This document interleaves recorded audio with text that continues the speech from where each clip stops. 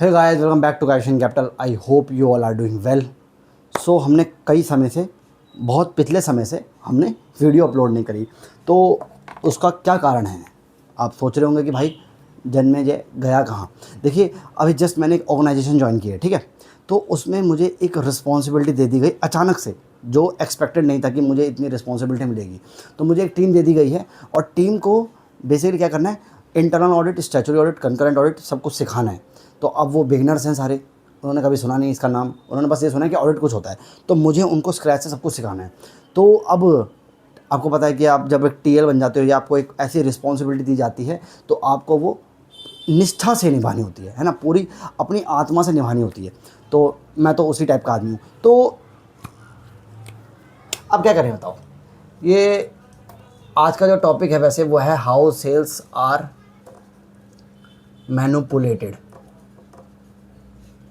ठीक है, तो आज हम अंडरस्टैंड कर रहे हैं किकबैक स्कीम। किकबैक स्कीम, ठीक है। देखो, मैं आपको एक फिलॉसफी बताता हूँ, हर वीडियो में एक फिलॉसफी देता हूँ। देखिए, एक होता है जस्टिफिकेशन, एक होता है रीज़न। मेरे पास एक सॉलिड रीज़न है कि मैं वीडियो क्यों नहीं बना पाया। मैंने बोला कल बनाऊंगा, कल बनाऊंगा, कल कल कल करते हुए आई थिंक 10-12 दिन हो गए, या फिर मैं मान के चलो मोटा मोटा 2 हफ्ते हो गए। 2 हफ्ते से मैंने एक भी वीडियो नहीं बनाई। तो मेरे पास रीज़न है, ये मैं कोई जस्टिफिकेशन नहीं दे रहा हूँ। जस्टिफिकेशन वो बंदा देता है जो गलत कर रहा है। लेट्स सपोज मैं आदमी हूँ, ठीक है, मैं मेल हूँ, तो मेरी एक गर्लफ्रेंड हुई, ठीक है, एक गर्लफ्रेंड थी पहले, बहुत समय पहले। तो वो मुझसे बहुत कम बात करती थी।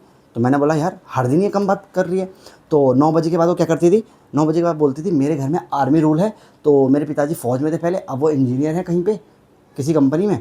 तो वो 9 बजे के बाद फ़ोन नहीं चलाने देते हैं मुझे। जबकि 9 बजे के बाद जो रील अपलोड हुई है इंस्टाग्राम पर, उस पर उसकी लाइक दिख रही है, यानी वो इंस्टाग्राम चला रही है लेकिन वो मुझसे बात नहीं करी। अब वो क्या बोलेगी, यार मतलब मेरा मूड नहीं करता रात को बात करने का। तो वो क्या करिए, जस्टिफिकेशन दे रही है। जब आदमी खुद गलती करता है सामने से तो वो जस्टिफिकेशन देता है, ठीक है। लेकिन जब आदमी एक गलती नहीं करके उसके पास एक सॉलिड रीज़न होता है तो वो बोलता है भाई ठीक है, हम एक रीज़न देते हैं। तो मेरे पास एक रीज़न है। जस्टिफिकेशन केवल वही देता है जिसके मन में चोर है, हमारे मन में चोर नहीं है भाई। हमने सीधा बोला कि कल बनाऊंगा वीडियो, कल बनाऊंगा। अभी भी रात के 10 बज रहे हैं, रात के 10 बज रहे हैं और 10 बजे मैंने वीडियो शुरू कर दी है। अभी जस्ट मैं 8:30 पर अपने ऑफिस से आया हूँ, नहाया हूँ, खाना खाया है और मैंने सोचा भाई अब खाना खा के वो पता ही नींद आती है। तो मैंने सोचा भाई चल सो जाते हैं। अब मैं सो जाता हूँ। सुबह मैं 4 बजे उठता हूँ। मेरा टाइम यही है कि सुबह 4 से 5 के बजे मैं उठता हूँ और फिर पढ़ता हूँ बैठ के 8 से 9 बजे तक, फिर ऑफिस जाता हूँ। तो मेरा तो यही स्केड्यूल है।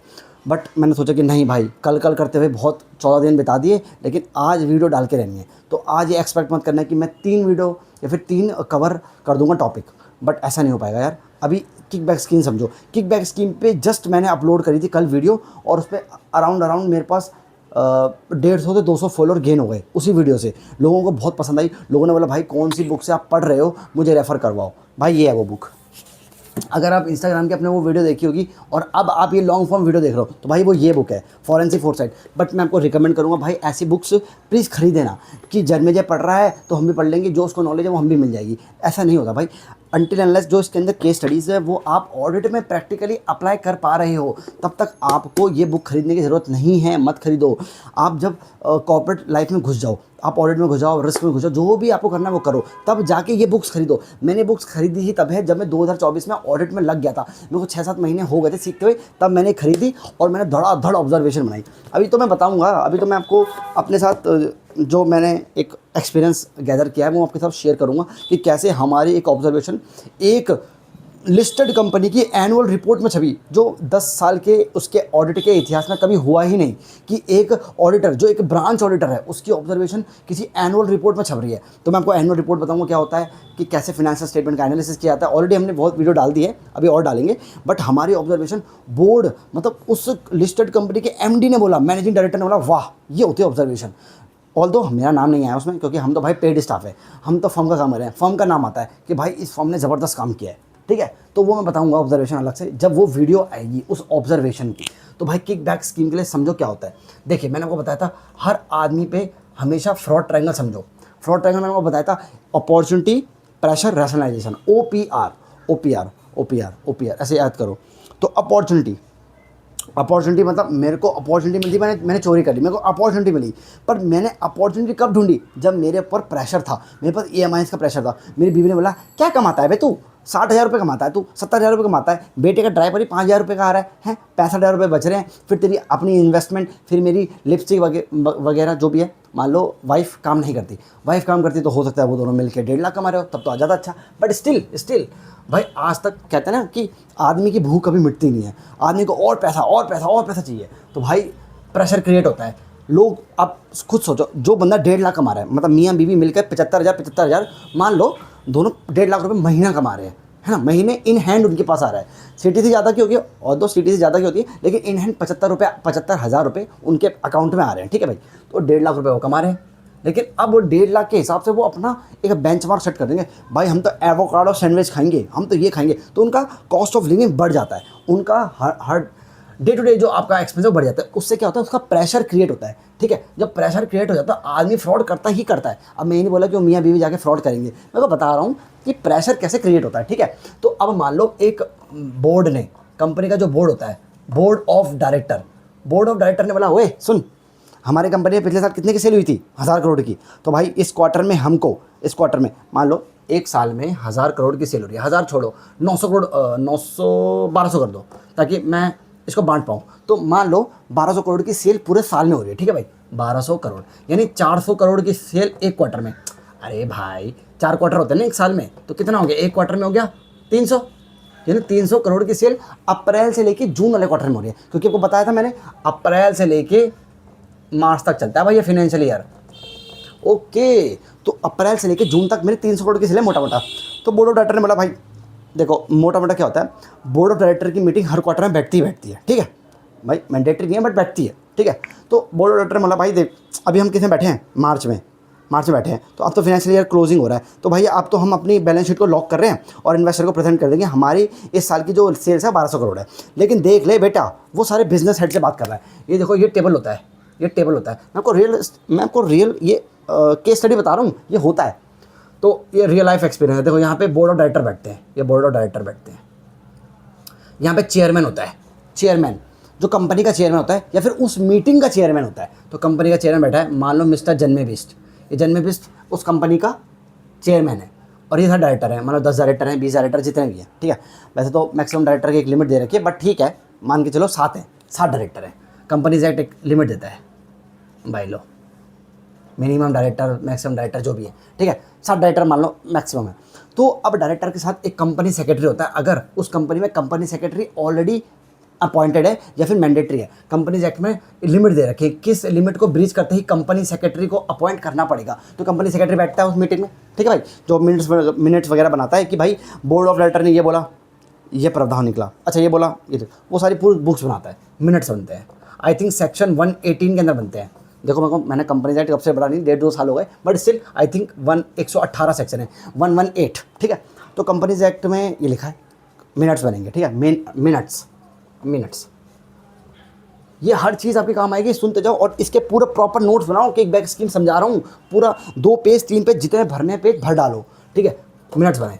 अब बोर्ड ऑफ डायरेक्टर बनाते हैं भाई, पिछले अप्रैल टू जून के क्वार्टर में, यानी पिछले साल के, अभी हम किस में बैठे हैं, 2026-27। तो मान लो अभी हम इसमें घुसे नहीं हैं, अभी तो जुलाई चल रहा है ना, अभी इसमें घुसे नहीं है। डायरेक्टर मार्च 2026 में बैठ के बोला है, देख अब तो बैलेंस शीट लॉक हो गई, तो इन्वेस्टर वगैरह को हम प्रेजेंट कर देंगे, ठीक है, और बैलेंस शीट वगैरह स्टैट्यूटरी ऑर्डर से फाइल मतलब साइन वाइन करवा के फाइल कर देंगे, है ना। अभी शायद ऑडिट करने के बाद जब ऑडिट फाइनल हो जाता है तो उसकी income tax return, balance sheet वगैरह सब फाइल कर देते हैं, ठीक है भाई।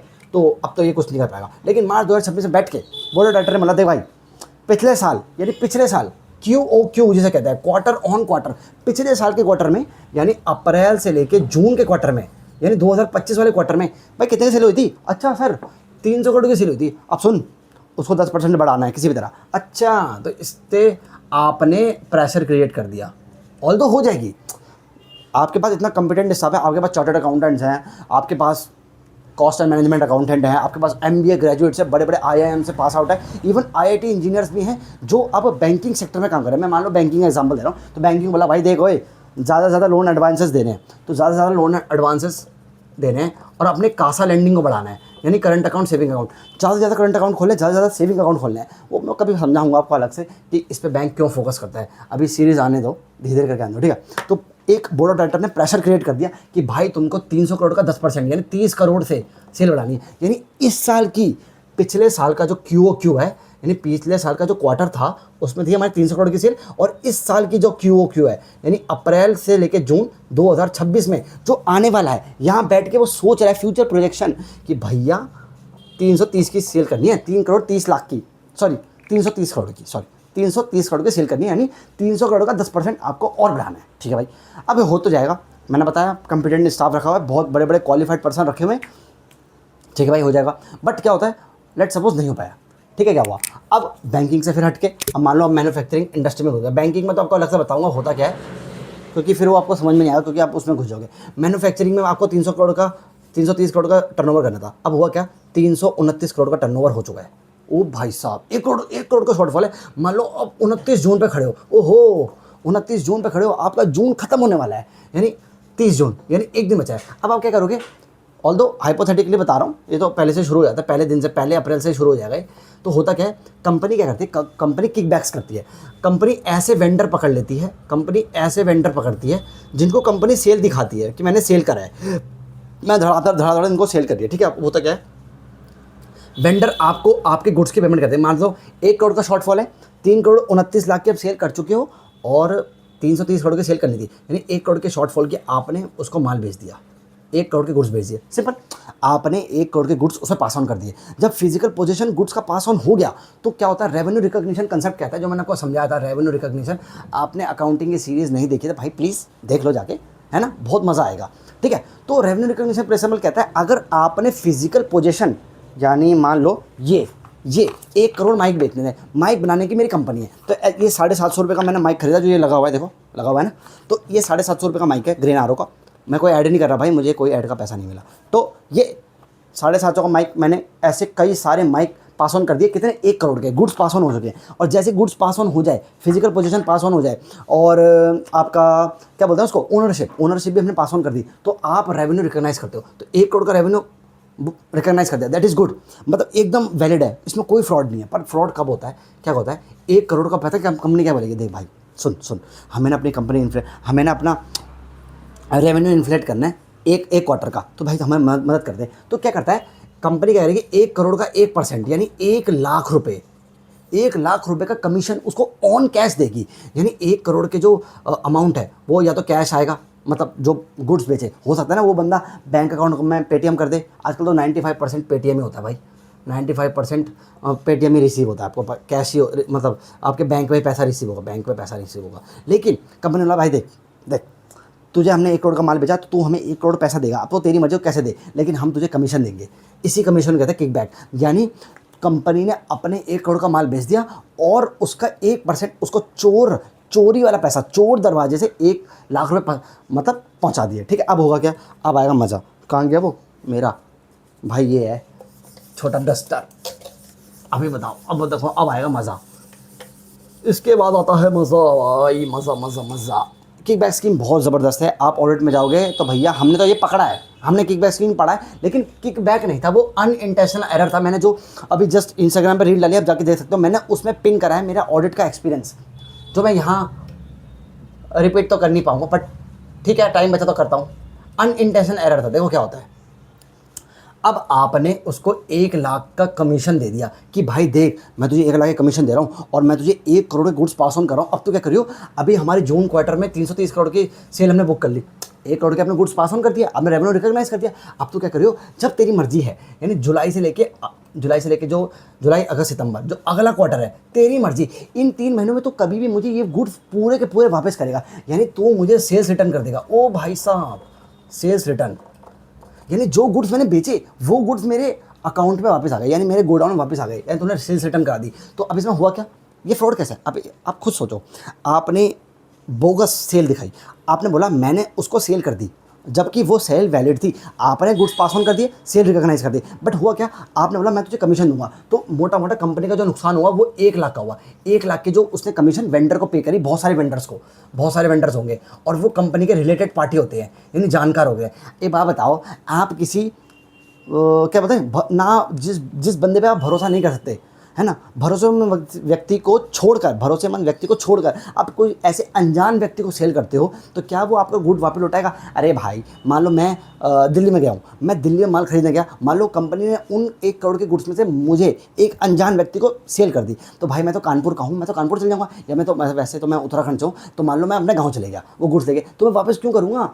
तो भाई कंपनी बेचती ही उन बंदों का है जो उसके अपने वेंडर होते हैं। तो कभी भी आप कंपनी का एनालिसिस करो तो आप देखो भाई कंपनी के रॉ मटेरियल के सप्लायर कौन है, आप कंपनी के डेटर कौन है। इसलिए बैंक जब भी ड्राइंग पावर कैलकुलेट करते हैं, वो मैं समझाऊंगा, अगर ड्राइंग पावर की मैंने वीडियो बनाई है, आई थिंक बैंकिंग सीरीज़ में जाएगी, तो उसमें 1 2 3 4 5वीं वीडियो की आई थी, 5वीं वीडियो होगी ड्राइंग पावर की, आप जाके देख सकते हो। तो ड्राइंग पावर के बेसिस पर बैंक जो है आपको लिमिट देता है, कोई भी वर्किंग कैपिटल लिमिट, समझो। तो ये सब मत लिखना नोट्स में, तो जहाँ तक मैंने जो समझाया वो सब लिख सकते हो।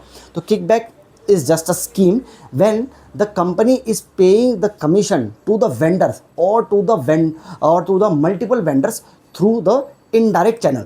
इनडायरेक्ट चैनल जैसे हरभजन सिंह ऐसे गूगली मारता है ना, मलिंगा गूगली मारता है, उसी प्रकार इनडायरेक्ट चैनल से कैश में, भाई बैंक से दोगे तो पकड़े जाओगे, कैश में हो सकता है बैंक से दे दो, कौन पकड़ा है भाई? एक बात बताओ, कंपनी करोड़ों की हेर फेर करती है, मतलब करंट अकाउंट में पैसा आया गया, एक ऑडिटर कितना घुसेगा? फॉरेंसिक ऑडिटर तो घुसेगा, फॉरेंसिक ऑडिटर तो काम ही है कि जब फ्रॉड हो गया तब पकड़ा जाएगा, तो फॉरेंसिक ऑडिटर तो पकड़ ही लेगा। लेकिन जो स्टैच्यूटरी ऑडिटर है, इंटरनल ऑडिटर है, वो हर 1000 ट्रांजेक्शन अगर एक महीने में हो रही है या एक दिन या एक हफ्ते में हो रही है, तो क्या आपको लगता है कि वो 1000 ट्रांजेक्शन गिनेगा? नहीं। तो इसलिए कैश ही मोस्टली दिया जाता है। तो यहाँ से आपने इनडायरेक्ट चैनल से वेंडर्स को कमीशन पकड़ाई और यहाँ से 1 करोड़ के गुड्स वापस कर लिए। अब लास्ट कंसेप्ट आज की वीडियो का, वो आपको जीएसटी जब पढ़ोगे, अगर आप सीएस कर रहे हो या सीएमए कर रहे हो तो आपने जीएसटी पढ़ा होगा। जीएसटी में होता है डेबिट नोट, क्रेडिट नोट, लेकिन अभी जीएसटी में मत घुसो, अभी बस इतना याद रखो कि एक डेबिट नोट होता है, एक क्रेडिट नोट होता है। डेबिट नोट तब इशू होता है जब आपको अपने टैक्स को बढ़ाना होता है, या आपने जो सप्लाई करी, मान लो आपने 1000 रुपये का गुड्स बेचा, लेकिन आपको लगा अरे यार मैं तो 1000 रुपये गुड्स बेचे, लेकिन उसकी जो वैल्यू थी वो 1050 रुपये थी, यानी आपने कम पैसा बंदे से रिकवर किया है।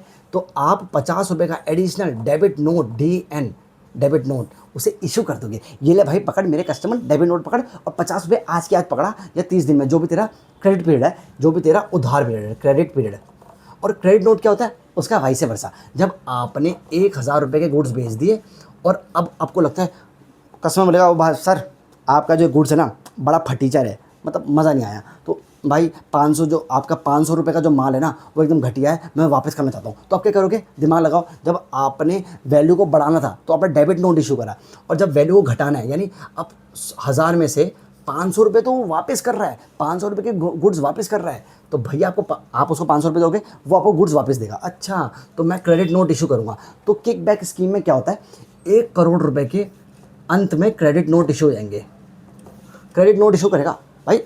एक बात बताओ, आपने 1 करोड़ का माल बेचा सामने वाली पार्टी को, अब आपको सामने वाली पार्टी से जो गुड्स हैं वो रिकवर करने हैं, तो सामने वाली पार्टी आपकी भले कितनी रिलेटेड पार्टी हो, बट मेरे बाप के नौकर तो है नहीं ना कि मैं बोलूँ भाई गुड्स दे तो गुड्स देंगे। तो आपको अपने रिकॉर्ड पर्पज़ के लिए कल को ऑडिट में ना पकड़ा जाए, किसी भी छोटे मोटे ऑडिट में, कंकरेंट ऑडिट या स्टैट्यूटरी ऑडिट में ना पकड़ा जाए, तो आप क्रेडिट नोट इशू कर दोगे। आप ऑडिटर को दिखाओगे भाई देख हमने क्रेडिट नोट इशू किया था और उसने हमें गुड्स वापस करे, तो इसमें कोई फ्रॉड नहीं है। इसलिए बेसिकली स्टैट्यूटरी, कंकरेंट या इंटरनल ऑडिटर कभी भी मुश्किल से ही फ्रॉड पकड़ पाते हैं, और अंत में जब फ्रॉड हो जाता है तब फॉरेंसिक ऑडिटर अपॉइंट होता है, तब वो पकड़ता है कि अच्छा बेटा ये तो किकबैक स्कीम था। तो ये है पूरा कंसेप्ट किकबैक स्कीम का। और इसमें एक और कंसेप्ट है, वो समझाता हूँ, ऐसे हाथों में समझा देता हूँ। देखो भाई, इसमें तो क्या था, ये थोड़ा बड़ा बनता था, बड़ा मैन्युफैक्चर था, इस पर मतलब लाखों गुड्स होंगे, तो लाखों गुड्स में से इसने 1 करोड़ के गुड्स पास ऑन कर दिए, पुश कर दिए, ठीक है। लेकिन एक ऐसे मतलब मैन्युफैक्चरर है जिसके पास कम गुड्स है, तो क्या करेगा भाई, गुड्स बेचने क्यों है, झूठे इन्वॉइस बनाए जाएंगे, जिसको कहते हैं शेल। क्या बोलते हैं? 1 मिनट रुक जाओ, अभी मैं बताता हूँ भाई, कहते हैं शेल। अब इस कंपनी का तो बहुत ही मुश्किल से ऑडिट होता है, क्योंकि उसमें जो फर्म ऑडिट करेगी वो बोलेगी भाई देख तेरे को तो वैसे किसी बैंक से लोन लेना नहीं है, और तेरी इस बैलेंस शीट पे तो कोई ना शेयर होल्डर रिलाई करेगा ना कोई, क्योंकि वो लिस्टेड कंपनी तो है नहीं, तो भाई तो छोटा मोटा बोरोवर है, तेरी औकात ही 2 करोड़ के, 2 करोड़ का तेरा नेट वर्थ है। नेट वर्थ क्या होती है? Total, I think total asset में से टोटल लाइबिलिटी वाला पोर्शन माइनस कर देगा, जो इक्विटी वाला पोर्शन बचता है वो आपका नेट वर्थ होता है। मैं कभी कैलकुलेशन सिखाऊंगा आपको, टेंशन मत लो। तो नेट वर्थ, तेरी जो मोटी मोटी तेरी औकात है, वो 2 करोड़ की है। अब 2 करोड़ में तू क्या लिस्टेड कंपनी बनेगा? तो एक काम कर, तो उसमें क्या होता है, ये छोटे बोरोवर क्या करते हैं, ये गुड्स पास ऑन ही नहीं करते, ये शेल इनवॉइस बनाते हैं, झूठे इनवॉइस बनाएंगे कि हमने गुड्स बेचा। तो जब गुड्स बेचा लेकिन गुड्स का जो पैसा आया वो आ गया बैंक में, तो रिसीव हुआ, क्योंकि आपको दिखाना तो है। ऑडिटर बोलेगा भाई सेल कहाँ है, जो आप 500 लाख के सेल दे रहे हैं, 5 करोड़ की सेल दिखा रहे हो, जरा दिखाओ अपना बैंक अकाउंट दिखाओ, एक्सिस बैंक अकाउंट दिखाओ। तो ऑडिटर चेक करेगा, हाँ भाई पैसा तो आया, तो ऑडिटर पकड़ ही नहीं पाएगा कभी, जब तक ऑडिटर इन्वेंट्री काउंटर नहीं करता। अच्छा, सब्सिक्वेंट इन्वेंट्री, यानी अगर बोरोवर बोलेगा मैंने 12 अप्रैल को मान लो 1 लाख की सेल करी, तो 1 लाख की इक्विवेलेंट के गुड्स क्या गोडाउन से बाहर निकले, वहाँ से पकड़ा जाएगा ये बंदा, ये जो चोरपंथी कर रहा है। खैर, मैं आपको बहुत ही ज़्यादा हाई लेवल पे ले गया हूँ, इतना डेप्थ में कोई घुसता ही नहीं है। सबको अपने एट द एंड पैसे से मतलब है। भाई मेरे ऑडिट की फ़ीस मिल रही है, मेरे को पैसा मिल गया, बात ख़त्म। तू बोरोवर तू फ्रॉड करते रहे, मुझे कोई मतलब नहीं है। एट द एंड जब स्क्रूटनी बैठेगी इनकम टैक्स की ऑडिट के ऊपर, तब जाके ये पकड़ा जाएगा, अरे ये तो भाई बंदा ही घपलेबाज है। तो ये है पूरा कंसेप्ट किकबैक स्कीम का। इसके वीडियो के रिगार्डिंग कोई भी डाउट हो आप हमें कमेंट करके बताइए। और आई थिंक मैंने हर चीज़ कवर करी है। एक होती है रियल सेल, जहाँ पे रियल सेल में असली में गुड्स पास ऑन हुए, और एक होती है आर्टिफिशियल सेल, जो आपने गुड्स पास ऑन ही नहीं करे, बस आपने नकली इनवॉइस बनाया और at the end credit note issue करके, ये क्रेडिट नोट इशू करके बताया था मैंने, क्रेडिट नोट इशू करके आपने झूठे मोटे गुड्स वापस मंगा लिए, जबकि गुड्स तो कभी गए ही नहीं बोरोवर के पास, वो तो आपकी गोडाउन में थे। तो आई होप आपको समझ में आया होगा ये पूरा कंसेप्ट। तो भाई अभी तो बज रहे हैं 10:30, आई थिंक 20 मिनट की वीडियो हो गई यार, 20 मिनट की वीडियो। तो आई होप आपको समझ में आया होगा। पूरा कंसेप्ट मैंने डिटेल में समझाया भाई, इसे डिटेल में कोई समझा ही नहीं सकता, पूरे यूट्यूब में नहीं होगा वीडियो, आप देख लो किकबैक स्कीम डाल के। तो अभी जस्ट 2-3 वीडियो और डालूंगा चैनल स्टफिंग, वो एक एक टॉपिक डालूंगा, उसके बाद 3-3 टॉपिक कवर करेंगे। तो आई hope you like this session, thank you so much.